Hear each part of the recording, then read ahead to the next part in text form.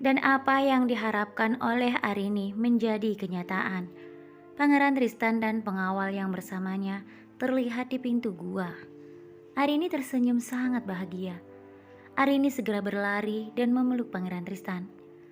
Hal itu membuat Pangeran Tristan sangat kaget. Sementara para pengawal tersenyum melihat mereka. Ada apa Arini? Kenapa kamu tiba-tiba saja memelukku? Apakah kamu tidak malu? Para pengawal sedang melihat kita. Pangeran Tristan sengaja mengatakan itu untuk menggoda Arini. Tetapi perkataan Pangeran Tristan tidak membuat Arini melepaskan pelukannya.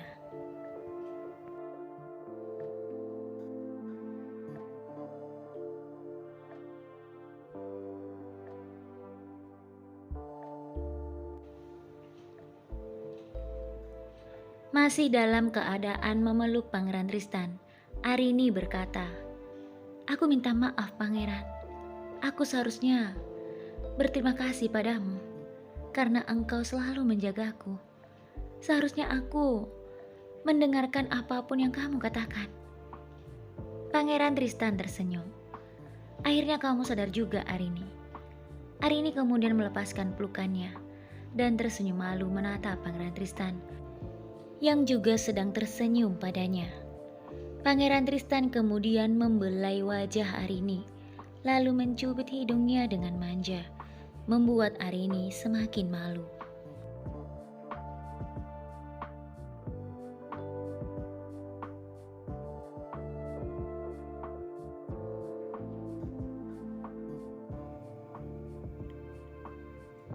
Setelah itu mereka kemudian masuk ke dalam gua itu untuk beristirahat. Mereka semua duduk sambil terus melihat di sekeliling gua itu.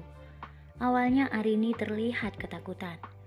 Namun setelah Pangeran Tristan meyakinkan dirinya bahwa mereka akan aman di dalam gua itu, Arini pun merasa lebih tenang. "Tidak apa-apa Arini, kita akan aman di dalam gua ini. Kita akan bersama-sama beristirahat di sini." Arini mengangguk. "Jika Pangeran Tristan mengatakan hal itu, aku yakin kita akan aman." Pangeran Tristan kemudian tertawa. Arini mengerutkan keningnya karena terlihat heran. Kenapa tiba-tiba saja Pangeran tertawa terbahak-bahak seperti itu?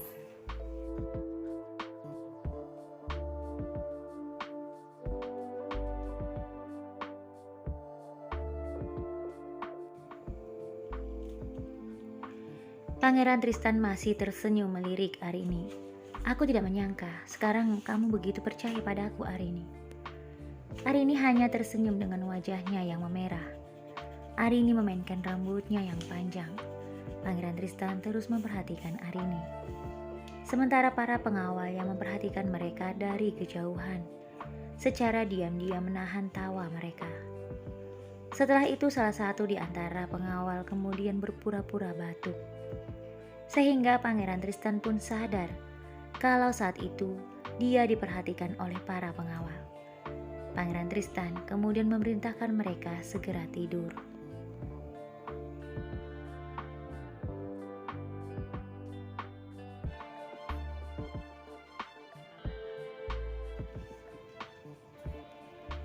Setelah duduk dan beristirahat di dalam gua itu, para pengawal melaksanakan perintah Pangeran Tristan. Langit di luar tampak semakin gelap. Para pengawal keluar dari gua untuk berjaga-jaga. Mereka pun melakukan penjagaan yang sangat ketat secara bergantian. Ketika sebagian sedang berjaga-jaga, yang lainnya pun tidur. Setelah yakin para pengawalnya tidur dengan pulas, Pangeran Tristan kembali melirik Arini yang masih terus memperhatikan keadaan di dalam gua itu. "Apakah kamu tidak merasa lelah, Arini?" kata Pangeran Tristan.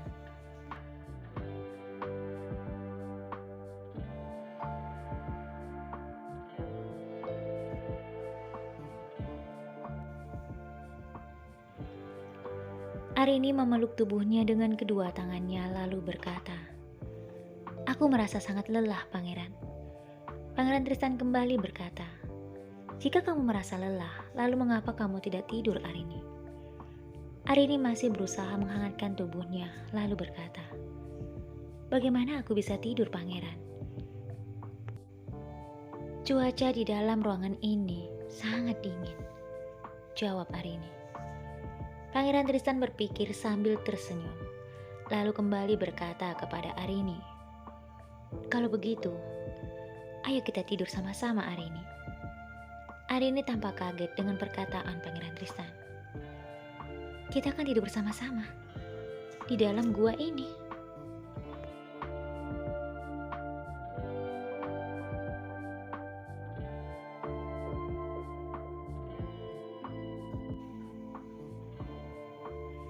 Kini Pangeran Tristan yang tampak kaget. "Kenapa, Arini? Kenapa kalau kita tidur sama-sama? Kamu dan aku itu kan suami istri. Jadi, memang sudah seharusnya kita tidur sama-sama kan?" Arini tersenyum sambil sesekali melirik keluar. "Aku tahu itu, Pangeran. Tapi saat ini, kita berada di luar. Maksudku, kita tidak berada di istana.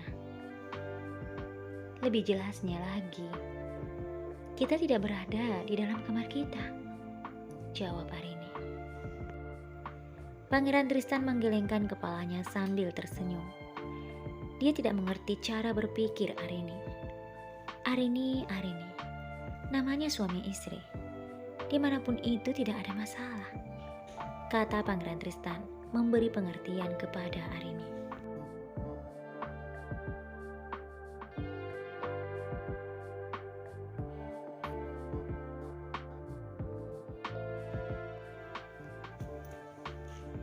Arini tidak mengatakan apapun, tetapi dari gerak-gerik tubuhnya, dia masih belum ingin tidur bersama dengan Pangeran Tristan di dalam gua itu. Pangeran Tristan kembali melanjutkan perkataannya. "Arini, kita mau tidur berpelukan, mau berguling-guling, mau tidur bagaimanapun, itu tidak menjadi masalah. Aku mau tidur sambil memeluk kamu, atau aku mau mencium kamu. Itu hak kita, Arini. Karena kamu itu adalah istri aku, dan aku adalah suami kamu, Arini. Lalu masalahnya di mana?" Arini lalu berkata, "Apakah pangeran tidak merasa malu? Para pengawal ada di luar gua ini. Bagaimana jika mereka melihat kita?"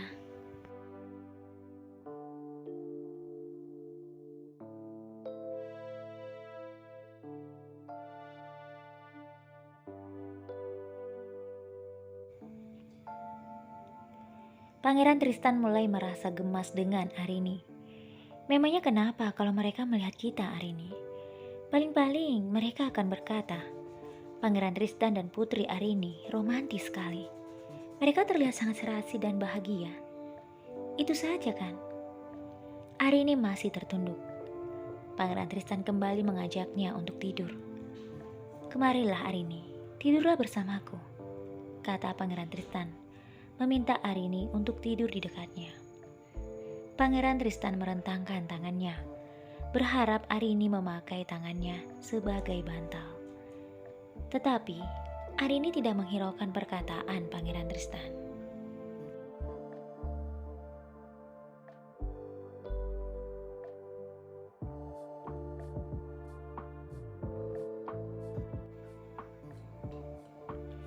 Arini masih duduk sambil melihat di sekeliling gua itu, dan sesekali melirik Pangeran Tristan yang juga sedang melihatnya.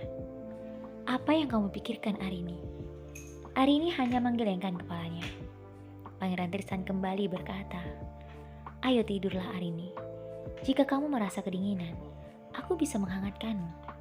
Karena aku pun merasa dingin," ajak Pangeran Tristan sambil memainkan alisnya, membuat Arini semakin malu.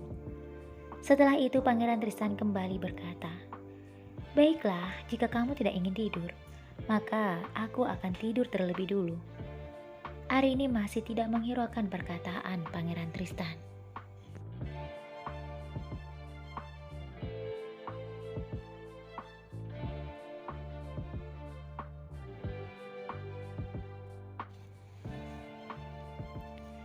Dia terus melihat ke sekeliling gua itu.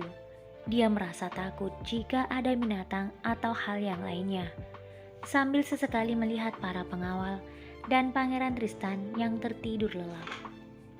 Setelah Arini melihat ke sekeliling, Arini melihat ada sebuah tumpukan jerami yang berada di belakangnya. Arini pun pergi ke tumpukan jerami itu. Sebelum Arini merebahkan tubuhnya di atas jerami tersebut, Arini meyakinkan bahwa di jerami itu tidak ada apapun yang bisa membahayakan dirinya. Dengan memukul-mukul jerami-jerami itu, memakai sebuah kayu kecil yang dia pungut tak jauh darinya.